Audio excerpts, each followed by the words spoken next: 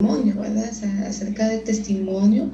Y cuando hablamos de testimonio, hablamos de la memoria también, del relato que una persona brinda, de su capacidad y de su habilidad para mentir. Entonces, también para transmitir sus experiencias desde diferentes perspectivas. Entonces, dice Liz que cómo se sabe si es la delta, porque la prueba sale, ya están haciendo pruebas específicas. Así, Loida, gracias. Sí, vamos a grabar, ahorita empiezo la grabación. Gracias por el recordatorio. ¿Dónde está el coso ahora? Pues ahora se actualizó el que está, se actualizó. Recording in progress. Ahí estamos. Bueno, ahora pongámonos serios que nos van a grabar. Bueno, entonces vamos a ir viendo que la psicología del testimonio es una disciplina, básicamente, ¿verdad? Porque la herramienta que tienen ustedes como psicólogos es, o sea, su materia prima es lo que dice la persona, sea su clínica, a su consultorio, a su despacho, llega una persona que no puede hablar porque tiene dificultades del habla o porque sencillamente no quiere hablar, no quiere decir nada, ustedes no tienen que analizar o que trabajar. Entonces es muy importante saber eso desde cualquier ámbito del que ustedes trabajen, académico, forense, clínico, industrial. La materia prima del psicólogo es el lenguaje de la otra persona. A través del lenguaje vamos a evaluar todo, ¿verdad? Las funciones psicológicas primarias y muchos elementos más. Entonces, es una disciplina que pues nace con este objetivo de representar la aplicación de la investigación psicológica al ámbito del testimonio y respecto a la investigación psicológica más general. Examina en particular los siguientes puntos: la atención, ¿sí? La atención, que son los procesos perceptivos de atención y de memoria, y que forman parte de la codificación de un suceso también cargado de emoción, ¿verdad? La persona está atenta a lo que uno dice. Por ejemplo, yo le digo a Jorge, Jorge, vamos a hablar sobre collage. Entonces, Jorge me pone atención, pero qué emoción genera cuando yo le digo, hablamos de collage, pues justamente su carita es así como, ¿what? ¿Y qué tiene que ver collage con psicología, verdad? También la capacidad que pueda tener Jorge para concentrarse respecto a pensar en un collage, ¿verdad? Tiene que llevar su memoria, es un collage, ¿de qué vamos a hacerlo? De colores, de un tema en especial. Entonces, la atención no es solo ver que la persona nos está escuchando, porque ustedes están del otro lado escuchando, pero pueden estar pensando en que no han contestado los exámenes, en que el gatito se saltó la ventana, en el novio, en la novia, en qué está haciendo el esposo, en qué está haciendo la esposa. O sea, la atención es la capacidad de codificar y de poner todos sus sentidos en un tema específico. La percepción, ¿sí? Los procesos perceptivos y de memoria que intervienen en la identificación del culpable y de la idoneidad de los procedimientos adoptados para este fin. Los niños, regularmente, ellos se rigen a través de la percepción. Un ejemplo muy desagradable, pero muy común en los niños, cuando uno platica con ellos, dice, ¿y qué fue lo que pasó? ¿Tú te recuerdas si viste o cuéntame qué haces tú acá? O conforme vamos abordando al niño, el niño no tiene la capacidad para recordar fechas.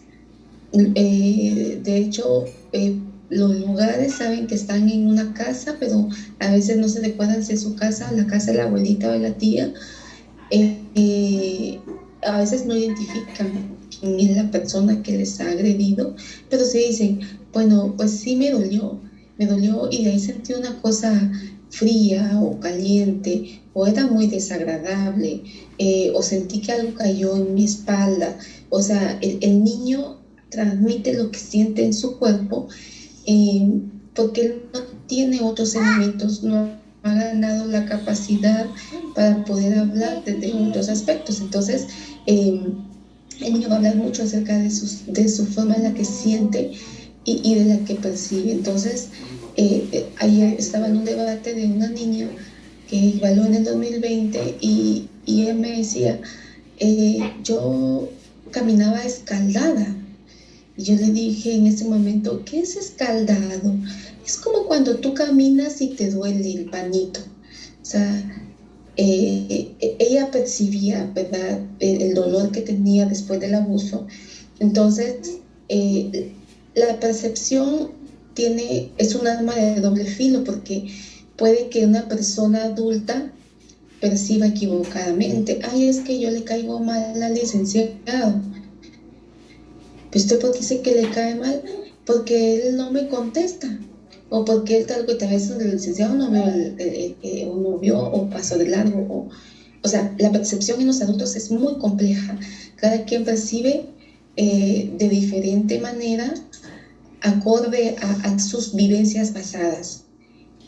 Es que yo siento que mi jefe es pesado, pero explíqueme cómo pesado, o sea, pesa, ¿de por eso qué se refiere?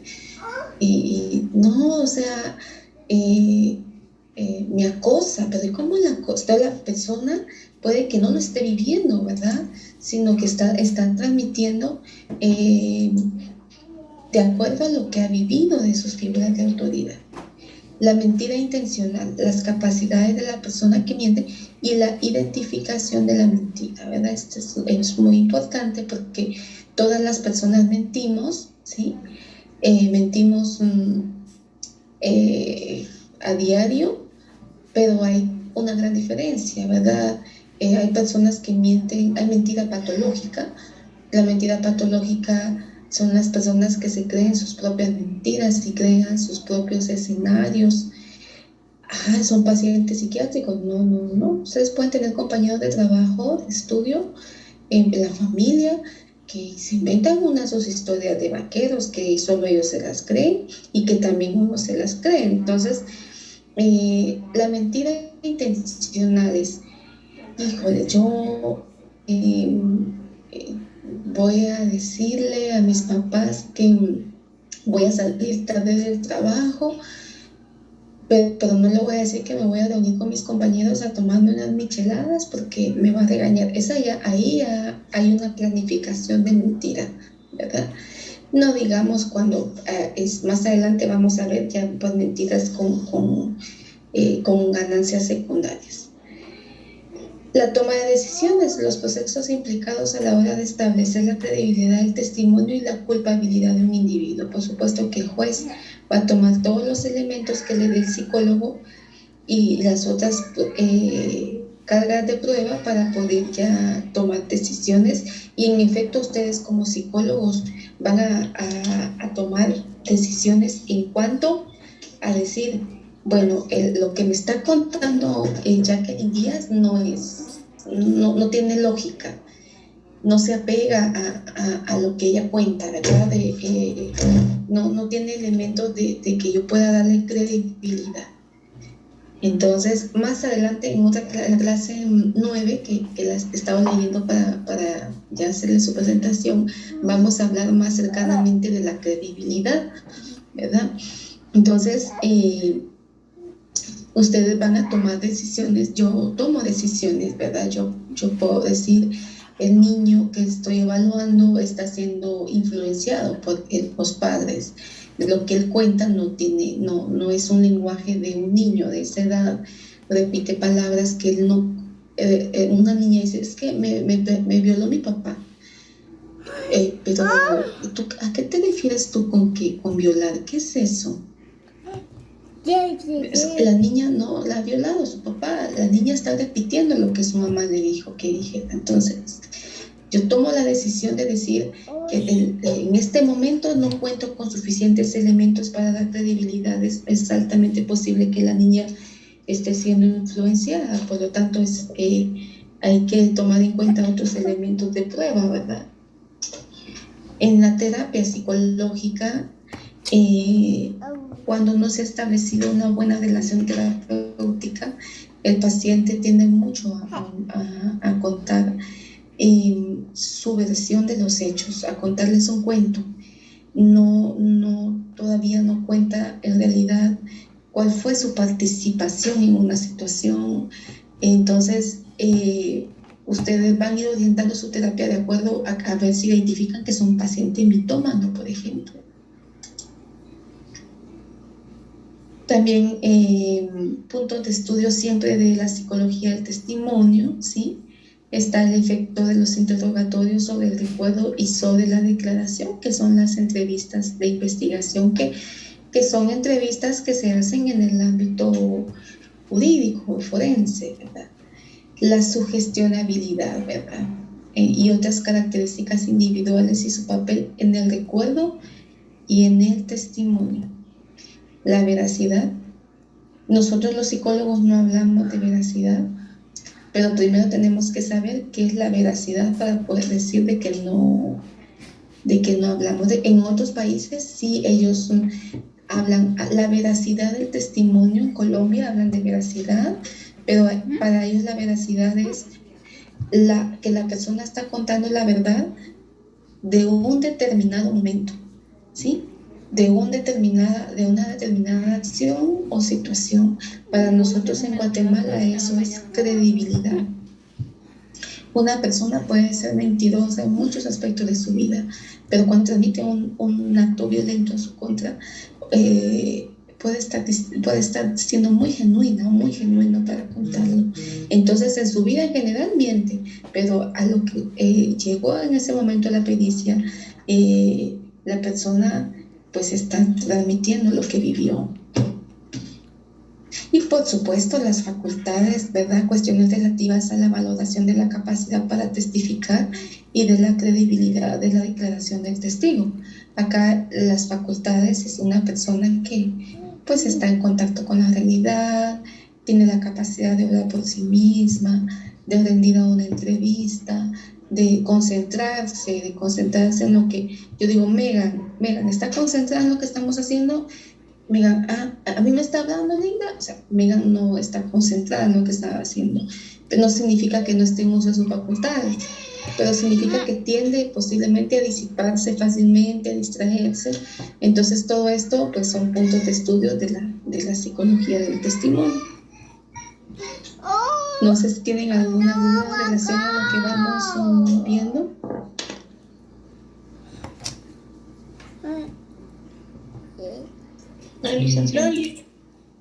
Nada más me llamó la atención eso de la veracidad y la credibilidad. Okay. O sea, ¿aquí cómo funciona? Acá en Guatemala es credibilidad. Ok. En otros países se llama veracidad. Cuando a ustedes le preguntan la veracidad, la credibilidad, ¿sí? La credibilidad es casi siempre va a ser el objetivo de una evaluación pericial psicológica. Los jueces quieren saber, el Ministerio Público, la defensa quieren saber si lo que la persona está diciendo, ¿sí? Es creíble, es clínicamente creíble. Entonces, la credibilidad en palabras sencillas apunta a la probabilidad de que los hechos hayan sucedido de la forma en que han sido contados, ¿sí? Eso es la credibilidad en Guatemala y en muchos países. Que la persona cuenta algo en la medida en la que así le sucedió. En Guatemala la veracidad es la certeza de que las cosas sucedieron como se investiga, porque ya cuando habla, entonces el único que puede hablar de veracidad es el juez, porque él cuenta con todos los elementos de criminalística, de psiquiatría forense, medicina forense, toxicología, de serología, ¿verdad? Entonces, a mí una niña de 13 años me llega embarazada con 7 meses de embarazo prominente, una barriga prominente, eh, menudita, su apariencia es como de 10 años, y me cuenta una historia de abuso del papá biológico, que la empezó a abusar con tocamientos a los 10 años. Y pues cuando desarrolla los 11 ya el papá empieza a penetrarla y pues ya había una dinámica de abuso. Ya ella después deja de venir su periodo, le empieza a crecer la barriga, la mamá empieza a sospechar que está embarazada, y cuando la niña se hace la prueba, la niña le dice, es de mi papá. Entonces la niña rompe en llanto, pues realmente descompensada, no sabe qué va a hacer con un niño a esa edad. Se empieza a dar cuenta que su papá es una figura que debió protegerla, no abusarla. Entonces, pues lo que yo puedo decir exactamente es que es una niña, que esa es una violación de acuerdo a la ley, y que pues ella defiende abusos en su contra. Yo le pregunté, le dije, aparte de tu papá, ¿otra persona ha tenido relaciones sexuales contigo en contra de tu voluntad? Y me dijo, no. Otra persona, alguien que te haya gustado, porque los niños cuando son abusados sexualmente tienden a tener una sexualidad promiscua muchas veces. La mayoría de ocasiones son pocos los casos que se vuelven, que rechazan todo lo que tiene que ver con sexo. Entonces se vuelven como que se masturban, se frotan, buscan tener contacto con otros adultos, como parte de la sexualización traumática. Entonces le digo a la niña, ¿tú has tenido novio? No. ¿Has tenido relaciones sexuales con alguien? No. Ok. Emití mi dictamen, puse que la niña, pues yo le di credibilidad no al embarazo. O sea, ella dice que el bebé es de su papá. ¿El bebé de tu papá? Sí. Ok. Yo puse, ¿verdad? Es una niña que no tiene la capacidad de tomar decisiones, que dentro de su núcleo familiar pues fue abusada. Hablo del daño psicológico, el daño proyecto de vida y de todos los elementos de los que es mi deber pronunciar. Más adelante, 6 meses después, me llega una orden de ampliación con una prueba de ADN donde dice que el bebé no es del papá.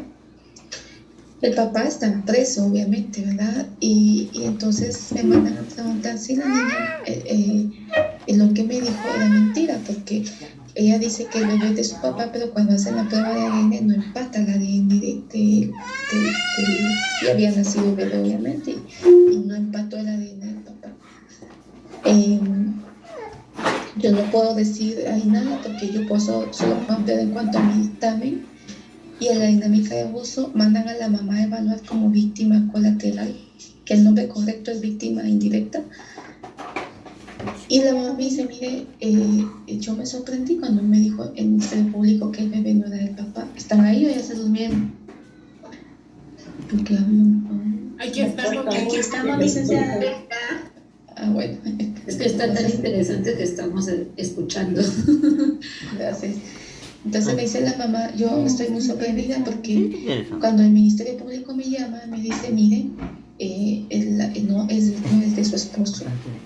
Y me dice, yo decidí creerle a mi hija. Desde el momento que ella me dice que es del papá, yo fui a poner la denuncia y dije lo que mi hija había dicho. Entonces, ella ahora, y el Ministerio Público la llama a ella, ¿qué manda? Entonces, y el asunto es de que querían que yo volviera a evaluar a la niña, ¿verdad? Es muy revictimizante volver a evaluar a la persona. ¿A qué quiero llegar? Al final, la niña, un día que el papá tenía la dinámica, la mamá salía tempranito a trabajar, y llegaba a mediodía. El papá se iba más tarde porque tenía un negocio propio, se iba más tarde y llegaba más tarde. Era como la dinámica de familia para que no se quedaran solo los niños. Entonces cuando la mamá se iba al trabajo, entonces el papá abusaba de la hija y un día llegó un primo de ella, de parte de mamá, y empezaron a meter en el sillón y pues terminan teniendo relaciones sexuales en una única ocasión. Y la niña queda embarazada del primo. El ADN impacta con el primo, obviamente. En ese debate, 2 horas y media explicando que yo lo que les dije que era la credibilidad, la niña pudo mentir en otros aspectos. Pero una niña no se va a inventar que su papá la violó solo porque quiera que su papá esté preso porque su papá le cae mal. No, ella me da muchos elementos de abuso, lugares, horarios, cosas que le decía, situaciones que se venían dando. El papá, un buen esposo, responsable económicamente. Me dice la mamá, mire, yo llegaba tan cansada a veces que él me decía, dormir, que yo voy a preparar la cena, él me llevaba la comida a la cama, 20 años de matrimonio, es un perfil de un abusador, perdonen, pero es un perfil de un abusador. Yo sí veía que a la nena no le gustaba quedarse conmigo, entonces decía, venite conmigo, pero cuando yo me iba a trabajo no me la podía llevar, y yo veía que ella sí le contestaba mal a su papá, a diferencia de mis otros hijos, ella sí lo retaba, ella ya no le hacía caso, y yo sí la veía a ella diferente. O sea, cuando uno empieza, yo ya hablé con la mamá y la entrevisté como víctima indirecta, la mamá me dio muchos elementos que respaldaron mi interior. Entonces, el que el hijo fuera mi primo no significa que el papá no me hubiera abusado. Entonces, este es un ejemplo de cómo una persona puede mentir en muchos aspectos, pero inventarse una dinámica de abuso da síntomas. Los síntomas son muy importantes. Una niña de 13 años con sexto primaria no va a ir a la biblioteca o al Google a buscar cómo se siente una niña que es violada por su papá y qué secuelas tiene, y que va a llegar enfrente de un perito a decirle todos los síntomas y las secuelas. Eso no es lógico. Entonces, la psicología del testimonio es una disciplina que busca establecer todos estos elementos. Yo pude haber puesto en mi dictamen, la niña tiene daño psicológico derivado que su papá la abusaba sexualmente y la dejó embarazada. Yo pongo así eso, que ella tiene daño porque su papá la dejó embarazada, mi dictamen se cae, porque el papá no la dejó embarazada. El papá abusó de ella, pero embarazada no la dejó. No sé si me explico, pero esto es psicología del testimonio. Todo lo que vimos anteriormente, la atención, la percepción, la capacidad para concentrarse, el uso de las facultades, todo esto es importante dentro de una historia. Bueno, ya hablé un montón. Vamos con una muy breve reseña histórica, porque hay mucho de antecedentes. En su infancia, ¿verdad? La infancia de la psicología del testimonio se centró en el testimonio ocular, ¿sí? Y en particular en la capacidad de un testigo de recordar sucesos y acciones relativas a un episodio delictivo. O sea, llegaba alguien y decía, yo vi a Valesca sin mascarilla. Él creían que la había visto sin mascarilla y que ahí todo les dio COVID porque Valesca no tenía mascarilla, ¿verdad? Era así, y ahí con base a eso daban una sentencia, ¿verdad? En el camino, psicólogos como Alfred Binet, ¿se recuerdan de Alfred Binet, que lo vimos en Psicometría 1? Y William Esther, ¿verdad?, contribuyen al estudio de la inteligencia, al desarrollo cognitivo y social durante la infancia, y ambos comenzaron el análisis de problemas relativos a la credibilidad del testimonio, ¿verdad? Porque por supuesto va asociado a la inteligencia, a la capacidad de poder dialogar y repetir algo que escuchan los adultos o contarlo desde su experiencia, ¿verdad? En Italia, ¿verdad? En Italia se ha dado mucho, evolucionó mucho la psicología del testimonio, y ellos, al ver que no tenían muchos elementos, empezaron a interesarse en comprender, en conocer, en identificar en qué condiciones debe de declararse un testigo creíble. ¿En qué condiciones? O sea, deben de haber criterios, requisitos para que una persona pueda ser testigo y para que lo que diga sea creíble, ¿verdad? Luego, a partir de los años 70, empieza a crecer también, ¿verdad? En otras partes del continente, tanto en Norteamérica como en Europa, empiezan a darse investigaciones de la psicología del testimonio, esto PT, psicología del testimonio, y ellos empiezan a interesarse en aportar dentro de un proceso judicial lo del testimonio como más científico, y que fuera tomado en cuenta para las sentencias, pero ya no que fuera tan ocular, sino que fuera más de comprobar, ¿verdad?, otros aspectos. En los últimos 20 años, la psicología del testimonio se ha centrado de manera fundamental en los procesos de memoria, por supuesto, porque la memoria es todo, ¿verdad? O sea, yo les he dicho a ustedes en varias ocasiones, pueden realmente, dice, ¿qué es psicología del testimonio? ¿Qué les iba a decir? Se me fue mi déficit de atención hoy, se me apareció. Ok, les he dicho, a nosotros nos pueden quitar muchas cosas, somos víctimas de asalto, de tantas cosas, pueden entrar a nuestra casa, robarnos todo, perder nuestro trabajo, que uno nunca sabe, ¿verdad? Pero lo que tenemos en nuestra memoria, nuestro conocimiento, nuestra inteligencia y todo lo que adquirimos, nadie nos lo roba. Eso es solo nuestro, a excepción que trágicamente pasemos algo, ¿verdad? Pero la memoria es todo lo que ustedes tienen para defenderse, para empezar de cero, para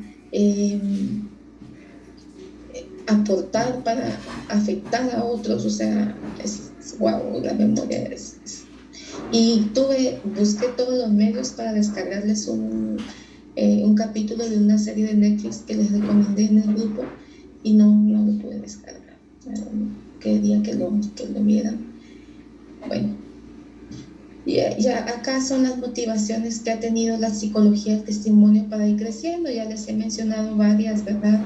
De las cosas muy importantes es que cuando empieza el tema del psicoanálisis con Freud y otros, se da mucho que las personas empiezan a recordar que fueron víctimas de abuso sexual en su niñez y que se habían olvidado de eso, ¿sí? Entonces empezó a crecer las denuncias y la persona eso aparentemente lo había olvidado, y en algún momento se recordaba y iba y denunciaba. Mire, yo tenía 7 años y mi tío me violaba. ¿Y por qué denuncio ahorita a los 35? Porque no me recordaba, me acabo de recordar. O me pasó algo, otra persona me abusó y me acordé que usted lo había vivido. Entonces empiezan como a decir, no podemos estar metiendo a la cárcel a todas las personas que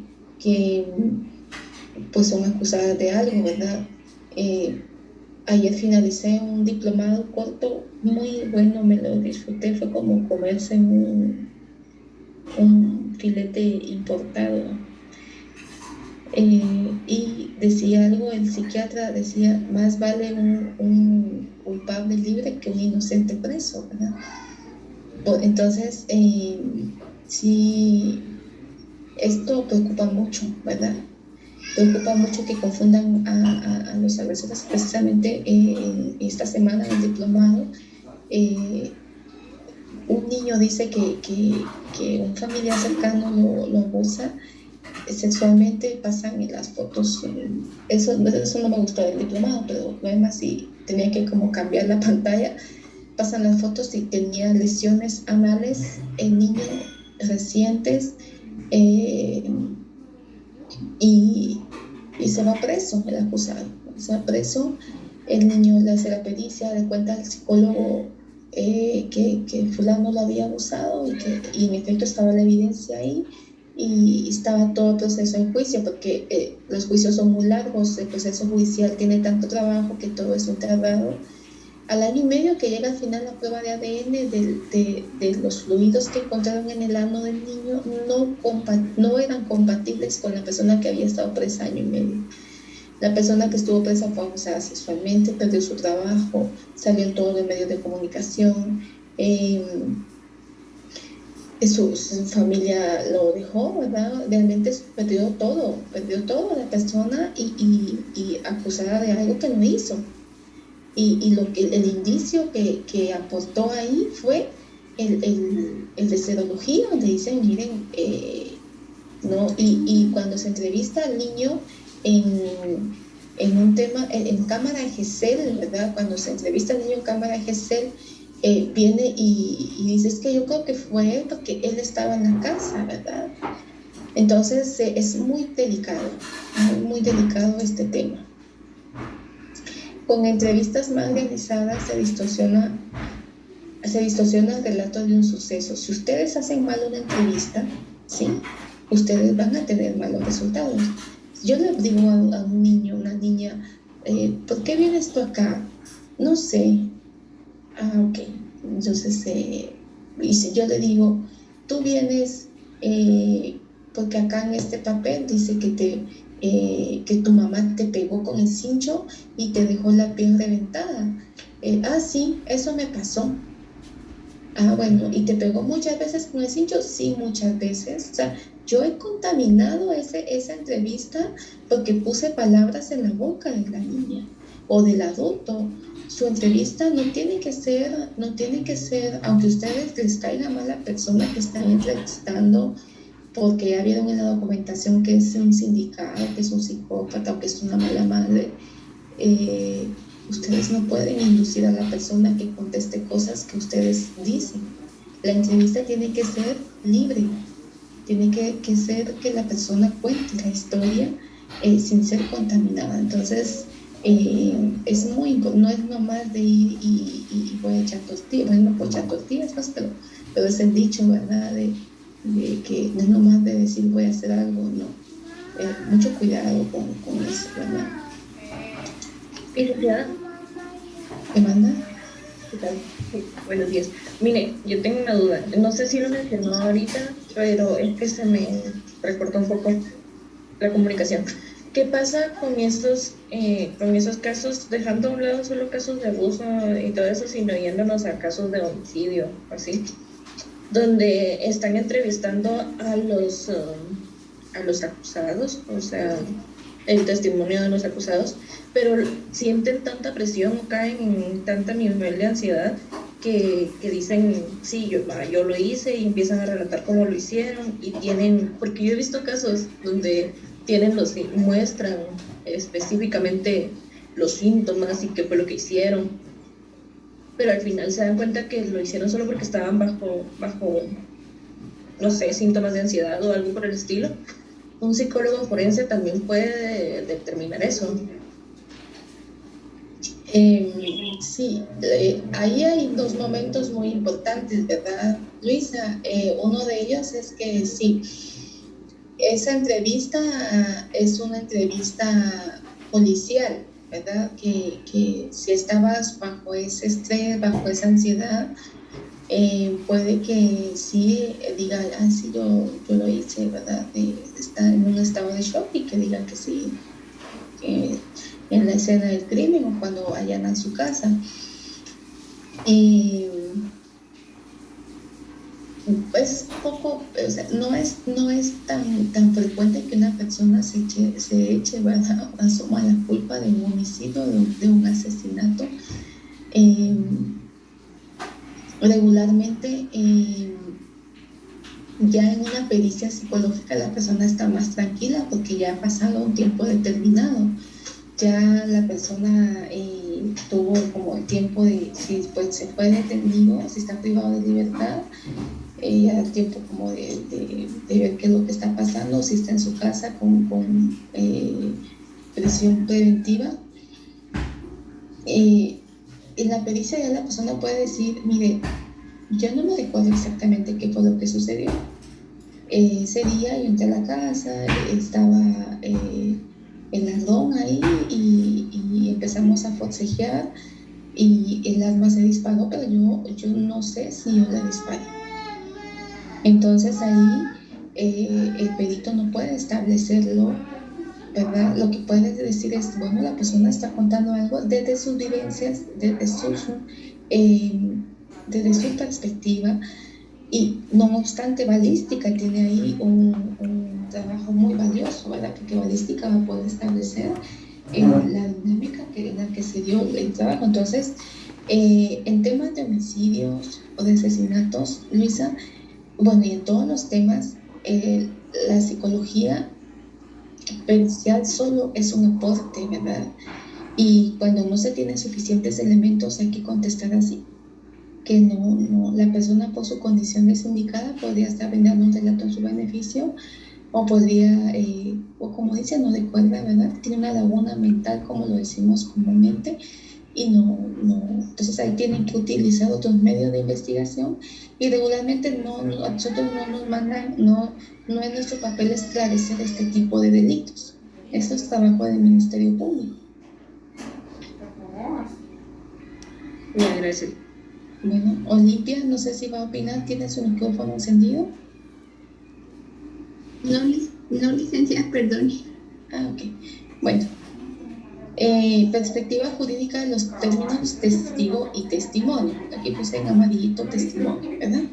Varios autores desde el derecho se han pronunciado sobre estos dos términos. Parra en el 2009 señala, el testimonio es un medio de prueba que consiste en el relato de un tercero que un tercero le hace al juez sobre el conocimiento que tiene de hechos en general, ¿sí? En el mismo sentido, Lindman, ¿verdad? Citado en Parra siempre, sostiene, testimonio es la narración que una persona hace de los hechos por ella conocidos, para dar conocimiento de los mismos a otros. Entonces, testimonio es un medio de prueba nada más, ¿verdad? Nosotros insistimos mucho porque nos llega el oficio, estamos esperando su dictamen para girar orden de captura. Esa es una grosería porque se tiene que girar orden de captura cuando ya están todos los medios de prueba, porque el testimonio es solo un medio de prueba, ¿verdad? No es todo. Bueno, el testigo, ¿sí? Por su parte, Delpian, no sé cómo se pronuncia, denomina a los testigos de la siguiente forma. Son aquellos que declaran sobre hechos que hayan podido caer directamente bajo la acción de sus sentidos. Se ha dicho que los testigos son los ojos y oídos de la justicia, pero con ello solo se quiere dar a entender que las percepciones visuales y auditivas desempeñan el principal papel en el testimonio, el cual puede, no obstante, versar sobre percepciones olfativas, gustativas, táctiles y musculares, ¿sí? O sea, que el testigo va a hablar no solo de lo que ve, sino que también de lo que escucha, de lo que percibe. Una persona que está siendo envenenada, ¿verdad? Puede decir que empezó a sentir la comida diferente de cierto tiempo y que empezó a enfermarse. Entonces va a hablar acerca de ello, ¿verdad? La fe en el testimonio humano desempeña un enorme papel en la ciencia. Y acá no se me ve. Pero me voy a salir de acá. Ustedes tampoco lo... y en toda la vida humana, ahí está. Que me estaba tapando la verdad eso. La fe en el testimonio humano desempeña un enorme papel en la ciencia y en toda la vida humana. ¿Cómo se adquiere la calidad de testigo? O sea, no es que llegue Luisa y diga, yo quiero ser testigo, ¿verdad? Que llegue Karen y diga, yo también. Los doctrinantes especifican que cuando una persona adquiere la calidad de testigo, pasa fijando 2009 al respecto, dice, la calidad de testigo se adquiere cuando el juez decreta la práctica de la prueba, a petición de parte o de oficio. Significa entonces lo anterior, que no se adquiere por la simple circunstancia de que una persona presencie unos hechos, pues puede suceder que no sea llamada a declarar, o sencillamente que no se transmite un proceso que exija la prueba de esos hechos presenciados o conocidos, ¿sí? Entonces, yo he tenido documentación de testigos donde en el tema de abuso sexual, donde dicen, mire, fulano de tal es una persona impecable, tengo años de conocerlo y es incapaz de haber cometido alguna situación como la que se está investigando. Cuidado cuando se presten a hablar así de alguna persona. Bueno, acá tenemos alguna duda. Acá yo tendría una duda si fuera ustedes. A ver si alguien hace la pregunta.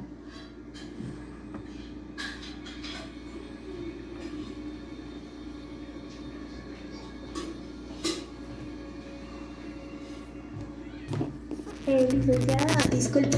Entonces sería, digamos, que sea un testigo que aporte información congruente con esto, porque puede haber un asalto, pero de repente la persona estaba en la tienda y solo escuchó los balazos y va a decir, sí, mire, yo estaba ahí, escuché los balazos, pero nada importante al caso. Cambio otra, sí, mire, yo vi que agarró allá, por allá, y era una moto así, asá, de esta marca. O sea, testigo va a adquirir calidad de testigo cuando el juez lo decrete, independientemente si es el que estaba en la tienda escuchando los balazos o si es el que vio la moto. El juez va a ser el que va a determinar si ambos van como testigos o solo uno o ninguno.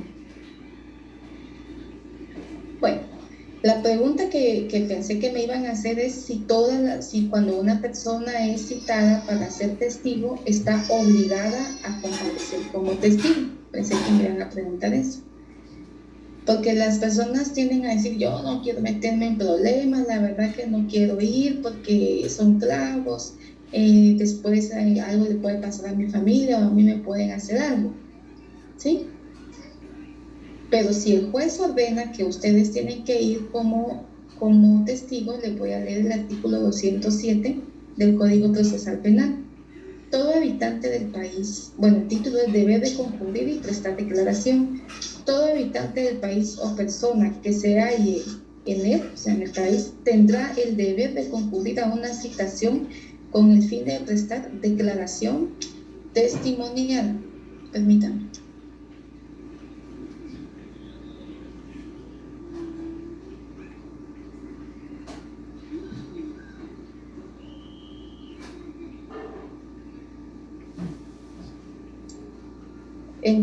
Entonces, la persona está obligada a presentarse a declarar como testigo. Y si la persona no está en condiciones físicas para ir al juzgado y estar en la audiencia de conocimiento de los hechos y todo, el artículo 210 siempre del Código Procesal Penal, examen en el domicilio, dice, las personas que no puedan concurrir al tribunal por estar físicamente impedidas serán examinadas en su domicilio o en el lugar donde se encuentren si las circunstancias lo permiten.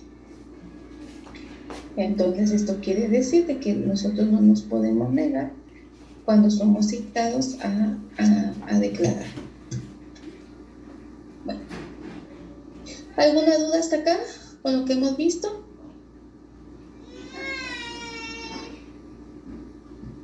¿Todo claro o todo confuso? Todo claro, Lick, pero qué bueno eso de lo del testigo, porque yo sí tenía la duda bastante grande. Yo no sabía que se podía uno ser testigo, ¿no? O sea, si uno podía ser o no testigo. Pero declarar sí es obligatorio cuando uno lo citan del Ministerio Público a declarar, sí es obligatorio declarar. Sí, de presentarse.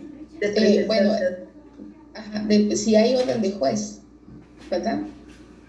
Si hay orden de juez, ustedes si la citan tienen que pedir la orden de juez para ver Sí, porque el Ministerio Público cuando empieza la persecución quiere llevarse a medio Guatemala. Pero eso quítanlo de la grabación, evítenlo porque me van a regañar. Lo siento. Sí. Pero una cuando hay pregunta. orden del juez, sí está, como lo dice el Código Procesal Penal, estamos obligados a asistir. ¿Qué manda? Gracias. Ujú. Licenciada, buen día. Si el testigo no se presenta a declarar, ¿cómo se toma esa parte? Lo certifican a lo conducente, o sea, llega la policía a su casa, a su domicilio a traerlo. ¿Pero se lo lleva a alguna carceleta o lo lleva a declarar? A declarar. Ah, ya. Gracias, perdón. Valesca, ¿respondí su inquietud? Sí, gracias, licenciada, muy amable. Bueno.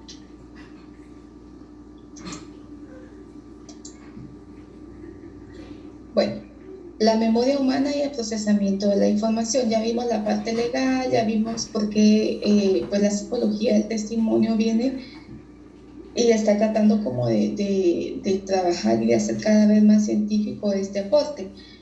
Pero no podría haber un testimonio si no tenemos nosotros el conocimiento de cómo funciona la información en la memoria, ¿verdad? Y acá está la relación, el testimonio y la memoria. A ver, ¿qué me ayuda con la lectura? La posibilidad de que un testigo identifique correctamente al culpable requiere no solamente de procesos de tipo perceptivo y atencional, sino también de memoria.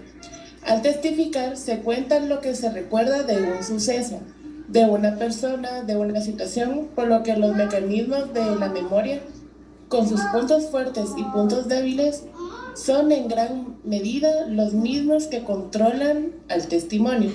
Al hablar de memoria sin mayor especificación, se hace referencia a la memoria a largo plazo de tipo episódico, que es la que interviene en el testimonio. Gracias, Valesca. Bueno, entonces sabemos que implícito al testimonio está la memoria, ¿verdad? Tenemos memoria semántica, episódica. Esto lo vieron ustedes en ¿cómo se llama? Psicología evolutiva. Lo vamos a ver brevemente acá, la memoria y la creación de falsos recuerdos, memoria y testimonio y la memoria autobiográfica. Bueno, la memoria semántica, acá tenemos este icono que, pues, cuando vemos este icono, ¿qué pensamos que es?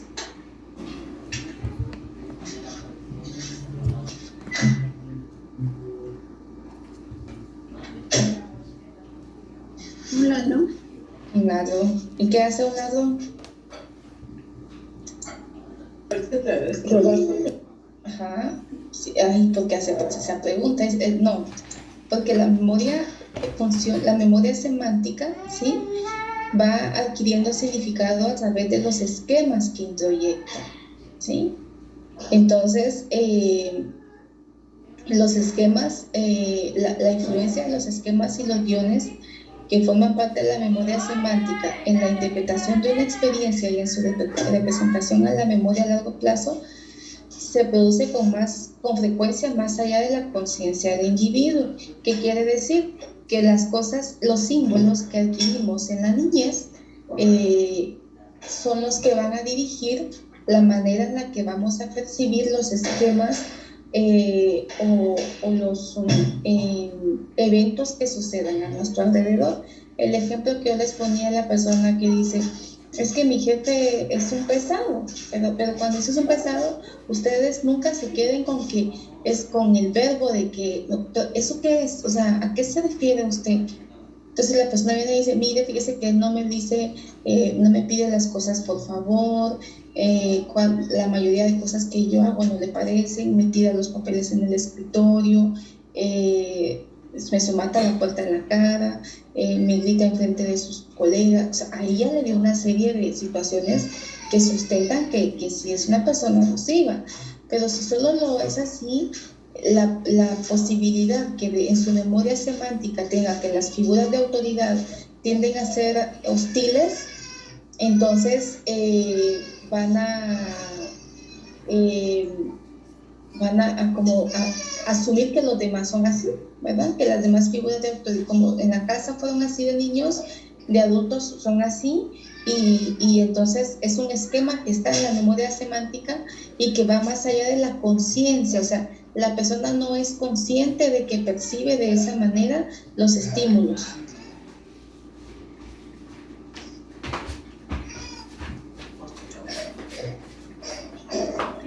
La memoria episódica, ¿verdad? Es la que comúnmente nos referimos cuando hablamos de memoria, ¿ya? Forma parte de la memoria a largo plazo y contiene elementos como el espacio y el tiempo.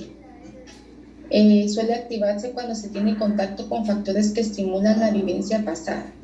Funciona mejor si la persona sabe que tiene que recordar dichos sucesos. O sea, por ejemplo, si la persona sabe que mañana tiene que ir a una entrevista de trabajo, entonces se prepara para poder dar la información respecto a sus antecedentes familiares y laborales.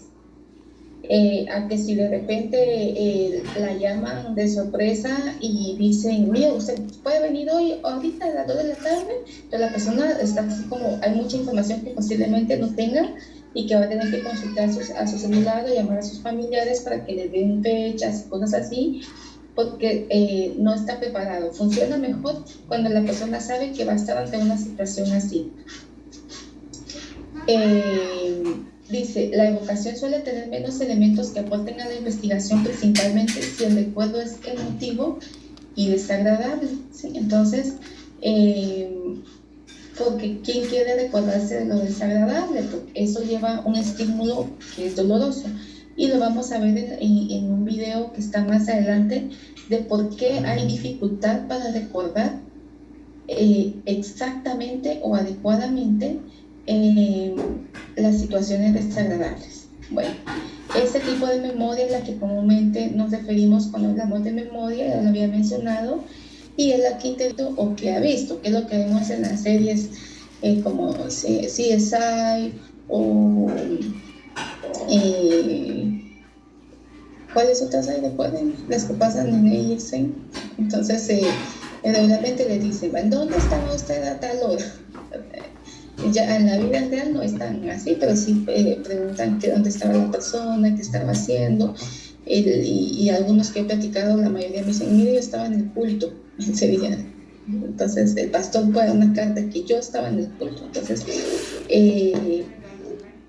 en algunos casos de que me han referido de la Fiscalía de Femicidio, las personas suelen, si les pregunta uno, ¿y usted ese día qué estaba haciendo?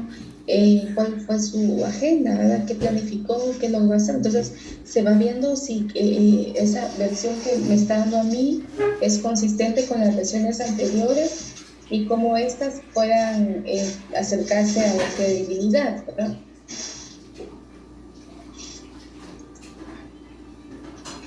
Bueno, la memoria autobiográfica, esa es nuestra identidad, ¿sí? ¿Quién somos nosotros? ¿Quiénes somos nosotros? Podemos identificar a nuestra familia, saber quiénes son nuestros hermanos, quiénes son nuestros hijos, nuestros papás. Es lo que nosotros tenemos como pertenencia individual y familiar, ¿sí? Esta memoria ocupa un papel central en el bienestar y la vida de cada individuo. Se puede decir que la construcción adecuada de la memoria autobiográfica es el producto final, ¿sí?, de la interacción del niño con los adultos, ¿sí? Hecho que tiene consecuencias importantes en la discusión sobre la exactitud de los recuerdos de los niños. Esto es cuando entrevistamos mucho a los niños, ellos hablan mucho del mundo que les rodea y de las personas con las que comparten. Es una memoria que pues en efecto es nuestro yo consciente, ¿verdad? Bueno, de algunos ejemplos. El papel de la memoria episódica en el testimonio es decisivo. Aunado a ello, los esquemas y guiones que forman parte de la memoria semántica interactúan con ella como organizadores y andamios para estructurar y representar los conocimientos en la memoria a largo plazo y para interpretar la experiencia episódica. Esto es muy importante cuando ustedes obtienen un relato disperso. Hay personas muy dispersas que uno les está preguntando acerca de una cosa y terminan contestando otra o se van por otro lado, no aterrizan. Yo entrevistaba el viernes pasado a una persona que está denunciada. Cuando le pregunté, ¿a usted de qué lo están acusando? El señor se enfocó todo el tiempo en hablarle mal de la niña, de la víctima, que está entre 6 y 10 años.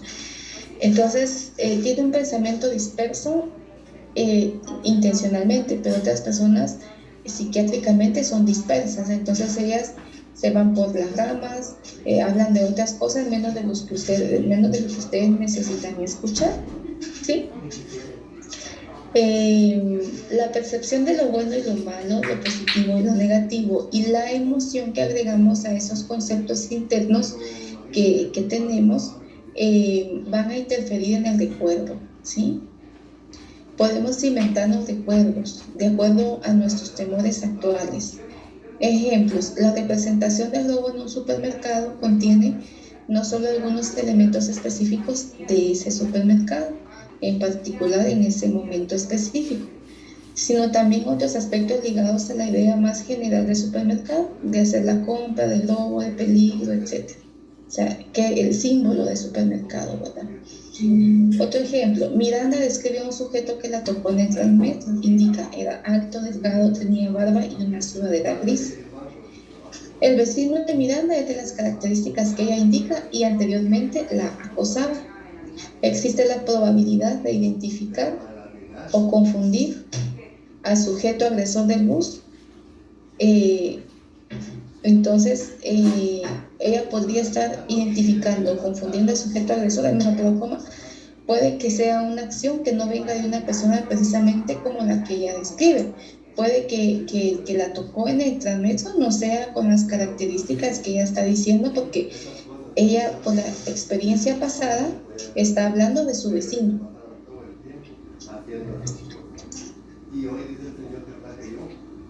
Bueno, la memoria como proceso reconstructivo, ¿sí?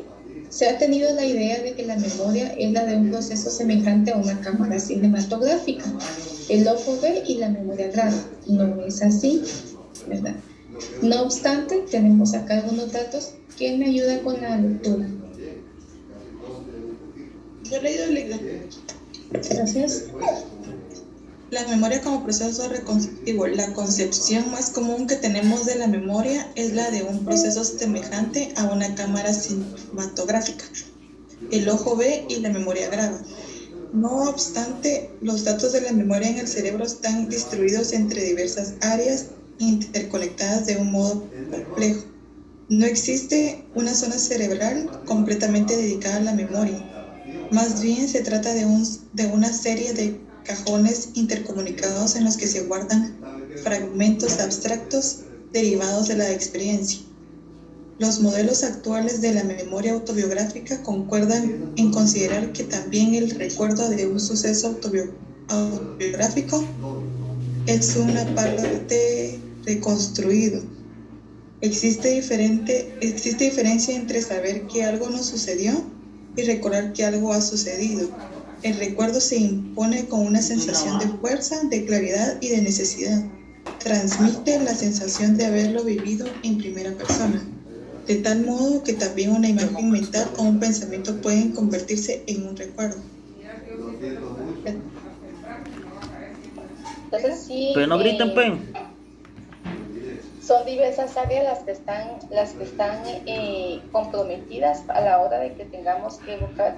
Yo les pregunto a ustedes, por ejemplo, Jorge, ¿se recuerda usted de alguna experiencia alegre que haya tenido a los 10 años que tenga usted presente?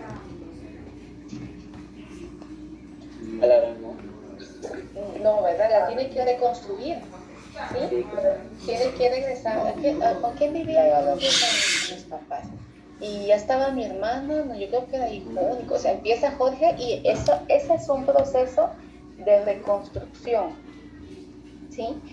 En cambio, el recuerdo, puede que Jorge esté viendo una película y cuando ve la película dice, wow, ay, yo me recuerdo que yo estuve en tal situación. O sea, el recuerdo viene con fuerza y cuenta, mira, fíjate que a mí me pasó tal situación y vieras qué bonito fue y fuimos a ese lugar. Entonces, la reconstrucción va a tener algunas situaciones que no sean parte de ese momento, ¿verdad? Que no sean parte del momento que se está reconstruyendo.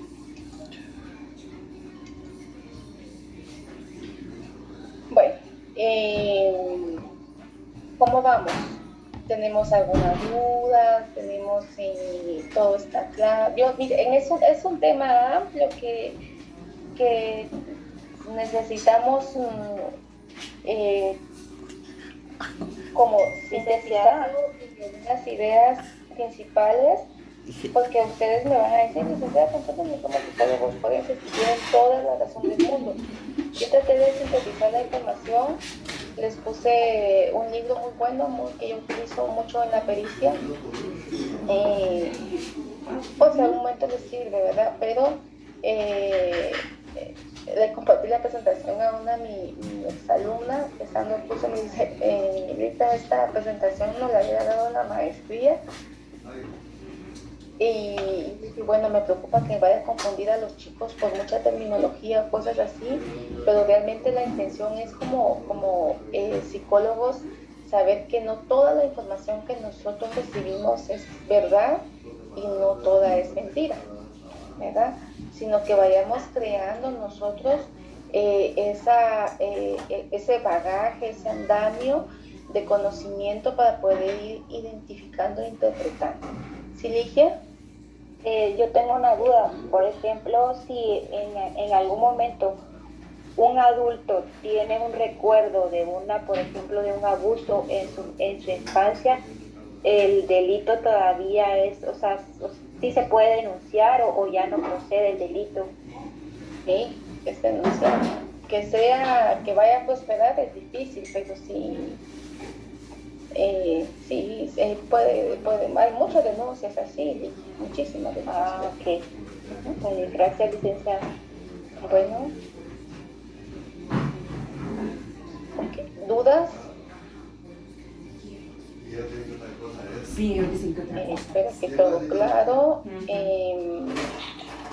Vamos a ver un video. Los dos videos que van a ver a continuación son dos. ¿Cuál sería la palabra? Ayúdenme. Dos, cuando es un pensamiento dicotómico, son dos polos opuestos, ¿sí? Y lo que yo quiero es que encuentren ustedes el eje intermedio de estos puntos. De hecho, me imagino que hay una su actividad que es participar en el foro y el caso que les puse. Entonces, vamos a ver la memoria y la creación de falsos recuerdos. Vamos a ver video. Yo sé que les aburre a veces ver videitos, pero también a mí me ayuda mucho a sintetizar información, a ejemplificar y como a que no me escuchen tanto, sino que también puedan como hacer algo más. Siempre les voy a agradecer que me escriban en el chat si se está escuchando.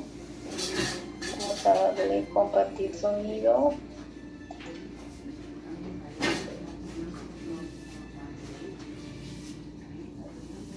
No encuentro mi barra de Zoom para poder. Se me perdió. Bueno, me interrumpen y me dicen si no se escucha.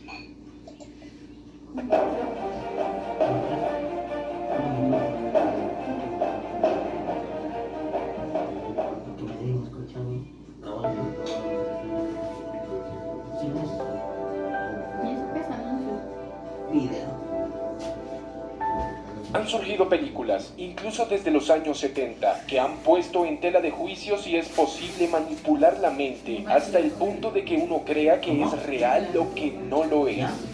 ¿Podemos manipular la memoria? Es el tema que ahora nos concierne. Veamos. Fui a buscar unas hojas de español para hacer mi examen. Y no es algo disparatado. Es posible, pero muy peligroso porque el estudio de la mente está no en pañales y tal vez ya ha alcanzado la niñez y dentro de muy poco llegará a la adolescencia, pero su funcionamiento todavía da muchas sorpresas, algunas a las que no se encuentra explicación, y las consecuencias de hurgar en la mente humana son impredecibles y muy peligrosas, consideran los expertos. No todas las mentes funcionan igual.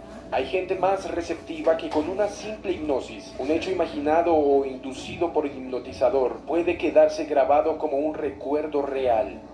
Suele ocurrir en muchos casos de regresiones y, casualmente, suelen ser dos tipos de recuerdos falsos los que se quedan grabados. O abusos íntimos en la infancia por parte de alguna persona cercana, o abducciones extraterrestres. Nuestro cerebro lo guarda todo, incluso lo que no nos hemos dado cuenta de haber percibido. Durante el sueño tiene que hacer una limpieza y separar la información útil de la inútil, pero para ello no sigue ningún criterio fijo, sino la respuesta física que esos recuerdos producen. Philip K. Dick, en sus relatos de ciencia ficción, ya escribió sobre ello. En Podemos recordarlo por usted al por mayor. La empresa Rical Incorporated se dedica a implantar falsos recuerdos, o más bien a manipular las mentes. La memoria humana es muy fácil de engañar. A partir de un recuerdo real o fragmentos, reales o inventados, se puede sugestionar hasta tal punto que se crea un recuerdo ficticio y el individuo está completamente convencido de que lo ha vivido. Quien más ha investigado en este campo es la doctora Elizabeth Loftus, famosa no por sus investigaciones, sino por desmoronar testimonios en juicios por la facilidad con la que la mente confunde hechos reales con imaginarios. La doctora Loftus afirma que el 25% de la población es más susceptible a crear falsos recuerdos a partir de influencias externas. Los investigadores de la Universidad de California realizaron un experimento. A un grupo de personas se les indujo a creer que de niños pasaron un día feliz en Disney World, donde Bugs Bunny los había abrazado. Recordaban el contacto con la piel del personaje e incluso lo mucho que se habían divertido acariciando sus enormes orejas. Más de la tercera parte de los voluntarios recordaban el momento como si lo hubieran vivido, algo imposible porque Bugs Bunny no es un personaje de Disney.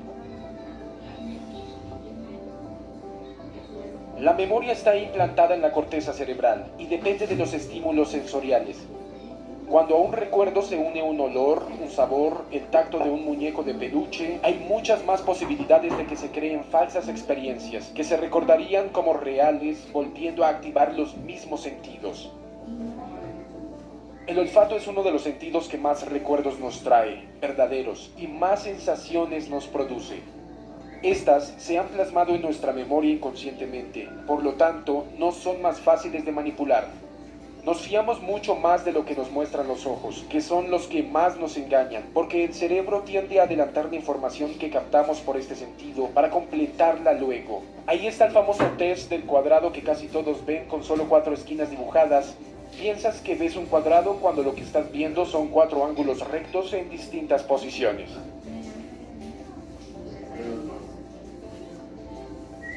Elizabeth Loftus considera, sin embargo, que la memoria puede ser traicionera, no solo porque es muy fácil olvidar, sino porque la mente puede confundir escenas imaginadas con la realidad. Los recuerdos se modifican más fácilmente, por ejemplo, cuando el paso del tiempo permite que el recuerdo original se desvanezca. Los estudios muestran incluso la forma de implantar recuerdos falsos en las personas. Más aún, demuestran que la gente puede ser conducida a recordar el pasado de formas diferentes a como ocurrió, e incluso que pueden ser inducidas para que también recuerden eventos completos que nunca sucedieron. La investigación sobre los falsos recuerdos ha ido más lejos hasta llegar a lo imposible, jugando con episodios inmediatamente posteriores al parto. Es altamente improbable que un adulto pueda recordar memorias episódicas genuinas del primer año de vida, en parte porque el hipocampo, que juega un papel clave en la creación de recuerdos, no ha madurado lo suficiente como para formar y almacenar recuerdos de larga duración que puedan ser recuperados en la madurez. Nicholas Spanos y sus colaboradores de la Universidad Carleton desarrollaron un procedimiento para implantar recuerdos imposibles acerca de experiencias que ocurrieron poco después del nacimiento. Descubrieron que la mayoría de los sujetos fueron susceptibles a estos procedimientos de implantación de recuerdos. Tanto los participantes que fueron hipnotizados como los guiados contaron recuerdos de la primera infancia. Spanos puso en tela de juicio las técnicas de hipnosis, regresiones, recuerdos conducidos por un terapeuta, que en muchos casos era el que creaba el falso recuerdo. Murió en circunstancias extrañas. Hay quien opina que fue un sabotaje, cuando su avión se estrelló nada más para despegar en 1994. Mucha gente prefería creer que había sido abducida por los extraterrestres o víctima de rituales satánicos antes de admitir su verdadero problema, el que fuera, que enmascaraban con un falso recuerdo con un tinte fantástico menos dañino. ¿Y tú, estás seguro de lo que recuerdas? Si te ha gustado este video, dale like, compártelo y suscríbete a Tutuvariedades. Más Tutuvariedades.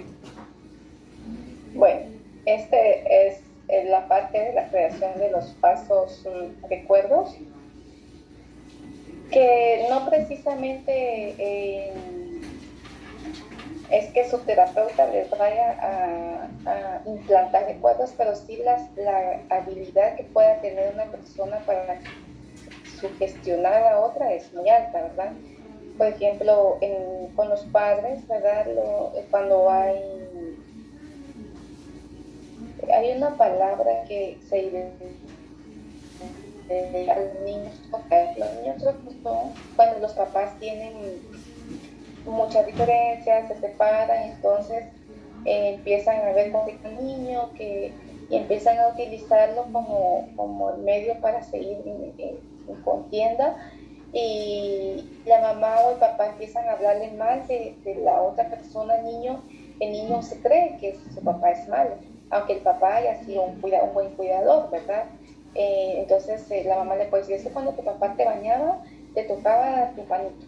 Entonces la niña llega y dice, es que cuando mi papá me bañaba, me tocaba mi manito. Y ahí estamos hablando de algo que no tiene, posiblemente si su papá la bañaba, pues todo lo que se hace en un baño, pero que ya le tocara intencionalmente, ya es otro momento, y lo que están haciendo es utilizarlo para poder pues tener una ganancia secundaria, vengarse de la otra persona, más si son temas de infidelidad o económicos.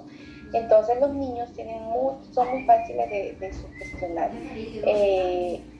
Y sí hay personas muy malintencionadas que van a hacer creer a otros de que algo está sucediendo. Por ejemplo, hablemos de las neurosis colectivas. En el trabajo es muy fácil que haya neurosis colectivas, ¿verdad? Por ejemplo, cuando va a haber cambio de gobierno, es que el que viene trae a toda su gente y va a despedir a todos y nos vamos a quedar sin trabajo, y entonces una persona empieza a crear un clima laboral y todos empiezan a sugestionarse, empiezan a estresarse con problemas digestivos, de sueño, pensar en las deudas, en qué van a hacer. Entonces ya creó una situación, un clima laboral negativo.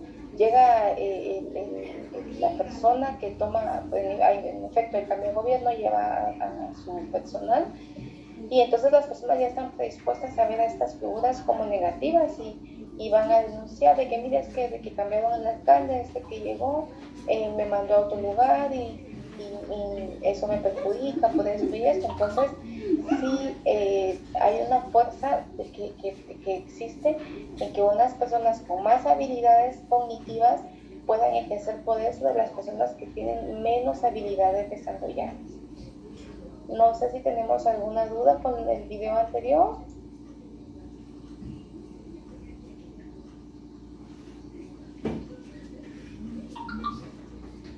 ¿Están ahí?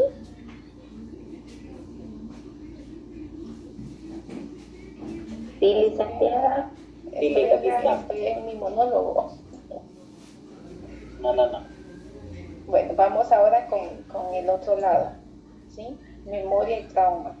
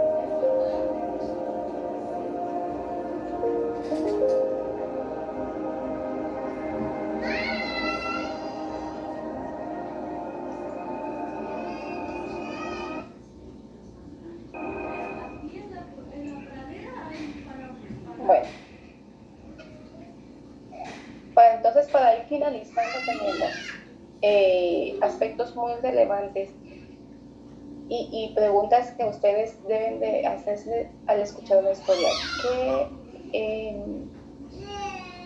¿Qué pueda motivar a una persona a inventarse una historia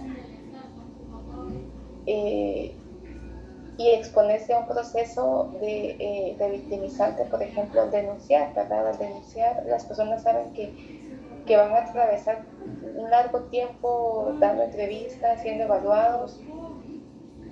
¿Qué motivaciones tiene la persona? ¿Será que busca sentido de justicia? ¿Será que busca perjudicar a otra persona? Las personas que han sido abusadas sexualmente van a tener características en su comportamiento, en su emotividad, en su afecto, que van a permanecer con ellas a lo largo del tiempo. Y aunque no las recuerden con todos los detalles que muchas veces ustedes quisieran escucharlo, sí van a tener elementos que van a permanecer en la vida de esa persona. Entonces, es muy importante no tomar partida acerca de que yo no le creo a las víctimas, a las posibles víctimas porque son sugestionables, porque mienten, o decir yo le creo a todos porque las personas porque van a andar mintiendo, ¿verdad? Sino que de encontrar todos los elementos necesarios para poder determinar el nivel o la credibilidad que pueda tener una persona en su relato. Un papel muy importante que debemos de siempre tener en cuenta es que nosotros no somos juzgadores, nosotros no somos abogados ni jueces, somos psicólogos, entonces no tenemos un papel de juzgador. Dentro de la terapia psicológica, mucho menos, ¿verdad? Y bueno, tenemos aportes, dudas.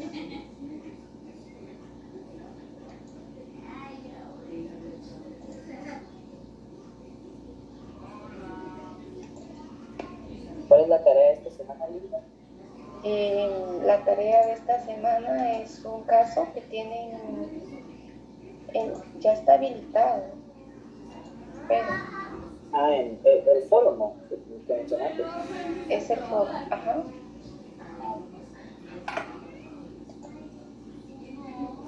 Licenciada, ¿Qué manda? fíjese que yo una vez vi creo que fue un documental, no me recuerdo bien, pero dijeron que era más fácil recordar cosas cuando habíamos tenido una emoción en ese momento. O sea, lo podíamos recordar fácilmente si la situación que pasamos o el momento tuvo una emoción negativa o positiva. Y no sé si de esa forma también se tendría que reconstruir el recuerdo, digamos, o ese sí viene claro, porque para mí tengo recuerdos de pequeña y siento que sí los recuerdo hoy. Sí, sí, hay recuerdos que no se reconstruyen porque están presentes, ¿verdad? Yo creo que sí es por la emoción que uno tuvo en ese momento, tal vez, ¿no? Sí, principalmente vimos que cuando son emociones negativas hay más dificultad para recordarlas. Ahora cuando son positivas pues están más presentes, pero sí es bien, hay que ver todo el contexto de la historia, de las motivaciones y principalmente ver qué consecuencias nos trajo esa situación, o qué signos y síntomas encuentran ustedes como resultado de esa situación o de ese evento.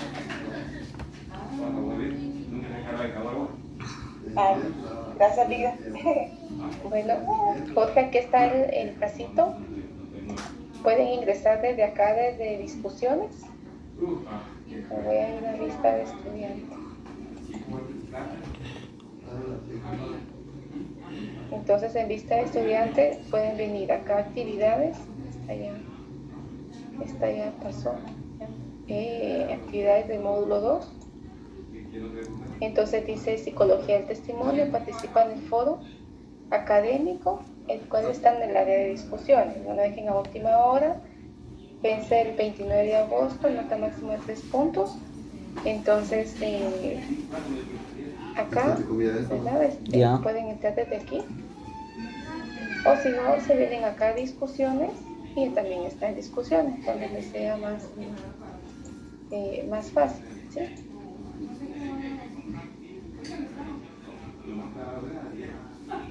Ok, entonces... y mire, para participar crean una cadena, ¿verdad? Crean una cadena, sí, muy buena pregunta. Entonces se va acá en donde dice foro, ¿sí? Y le das crear cadena. Entonces asunto, análisis de caso.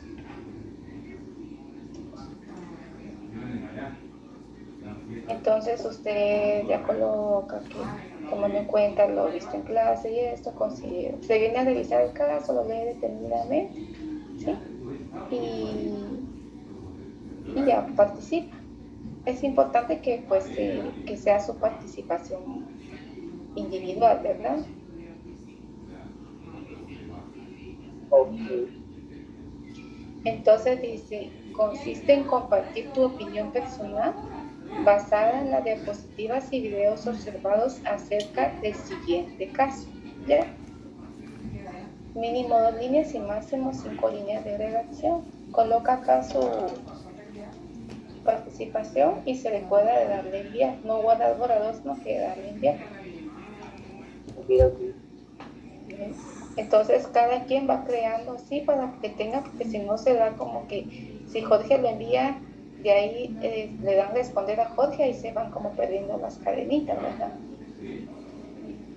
Sí, pues entonces cada quien crea su cadena. Hay que crear su cadena, ¿no? Tienen habilitado crear su cadena. Okay. Gracias a ustedes. Bueno, tengo el Liz sí que se conectó y estaba malita. Así que no me digo que ha salido, ¿verdad?